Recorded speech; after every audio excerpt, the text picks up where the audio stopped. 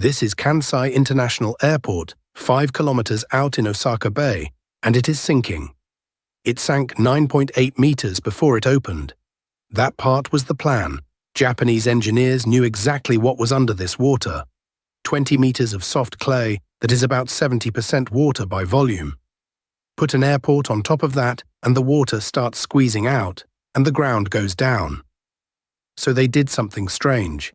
They made the island sink early on a schedule before a single runway was laid and got most of it over with. What they could not do was make it stop.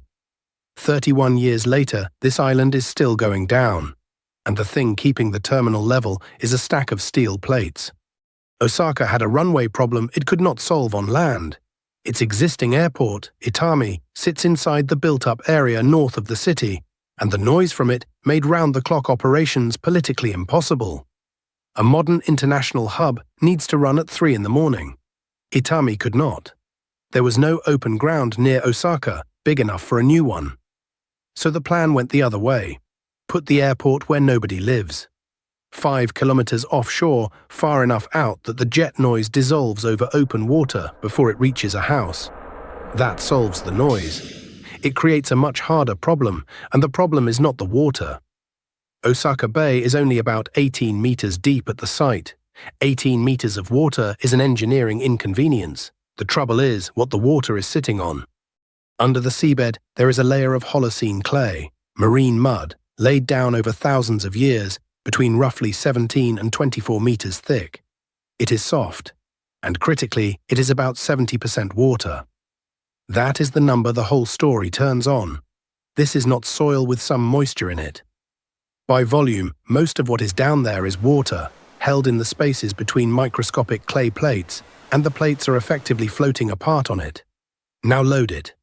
Put 180 million cubic meters of rock and earth on top of it, and the clay cannot compress the way a spring compresses, because water does not compress. What has to happen instead is that the water has to leave. It has to find a path and squeeze out sideways and upwards, and only as it goes can the clay particles move closer together and the ground surface come down. Engineers call that consolidation. And the important thing about consolidation is that the speed of it has almost nothing to do with how heavy your building is. It depends on how far the water has to travel to escape. Double the drainage distance and you roughly quadruple the time. In a 20-meter clay layer draining from both faces, water in the middle has 10 meters to go. In marine clay, that is not years. That is a lifetime. Here is the move. If the settlement is going to happen anyway, and the only variable you actually control is how far the water has to travel, then shorten the trip. Before any fill went into the bay, crews drove roughly 1 million vertical sand piles down through the soft clay on the first island.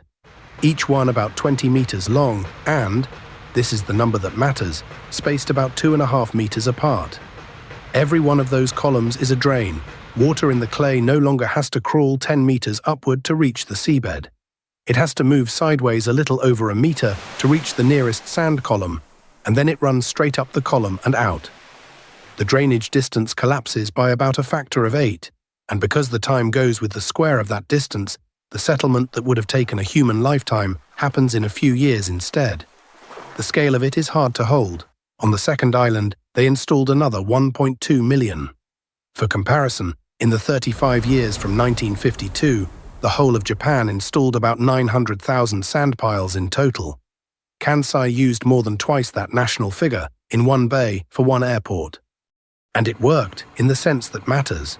The seawall went up first, rock and 48,000 concrete tetrapods, closed in 1989.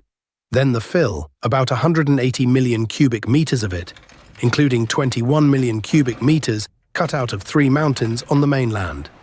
A 3.75-kilometer bridge reached the island in 1990. The airport opened on the 4th of September, 1994. By that opening day, the first island had already come down 9.8 meters. That is the whole point of the drains.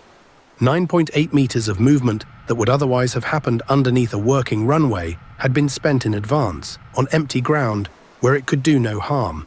Then the airport opened, and the sinking did not stop. The pre-construction estimate had been about 5.7 meters of total settlement. By 1999, 5 years after opening, it was 8.2 meters, roughly 50% past the number the airport had been designed around. The drains were not the problem. They did their job. The problem is what they could not reach. The sand piles fully penetrated the Holocene clay, the soft upper layer. Underneath it lies a much deeper, much thicker sequence of Pleistocene clays, laid down far earlier, hundreds of meters down. Those layers were never drained, because at that depth and thickness, you cannot drain them.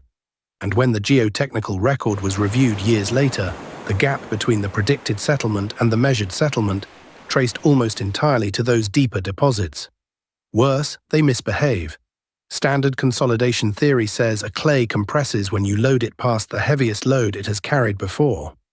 These Pleistocene clays kept compressing under loads below that threshold and kept going long after the pore pressures should have settled out. Behavior the paper that documented it calls plainly abnormal. So the deep answer to why is it still sinking is not that anyone made a mistake with the drains. It is that the drains only ever address the top 20 meters of a problem that goes down hundreds. Which brings us to the part of this island I find genuinely clever.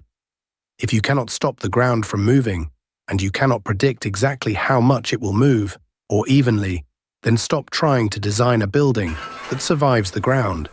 Design a building you can put back.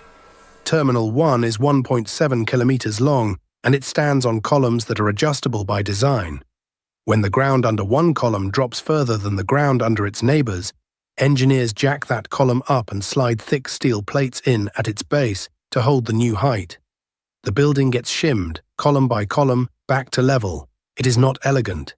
It is a permanent maintenance obligation forever on a building more than a mile long. But it is the one piece of this project that assumed the prediction would be wrong. And it is the reason a terminal sitting on ground that has moved 13 meters is still flat. On the 4th of September 2018, the airport's 24th birthday, Typhoon Jebi arrived, the strongest storm to hit Japan in 25 years.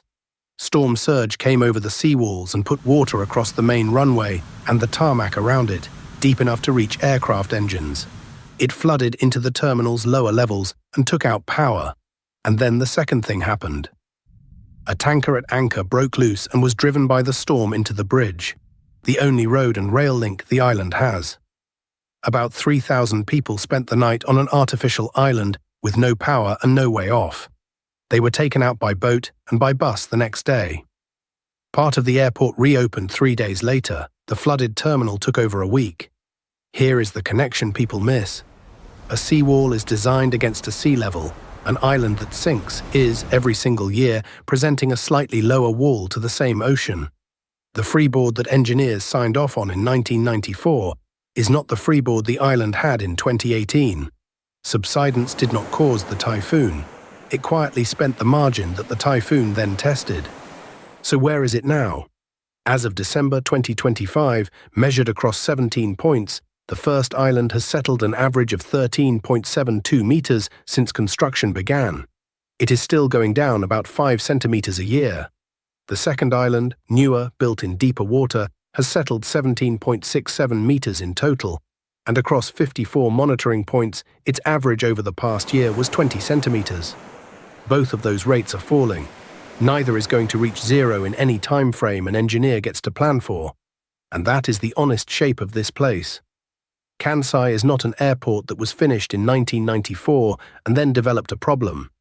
It is a machine with a slow, permanent, well-understood leak, run by people who measure it point by point every year and shim a building back to level when the numbers say to. The audacious part was never building an island. It was accepting, before the first rock went in the water, that the ground would win, and designing something that could lose to it a little bit every year, forever, and still open at 6 in the morning. If you want more mega projects taken apart like this, subscribe. There's a new one every week.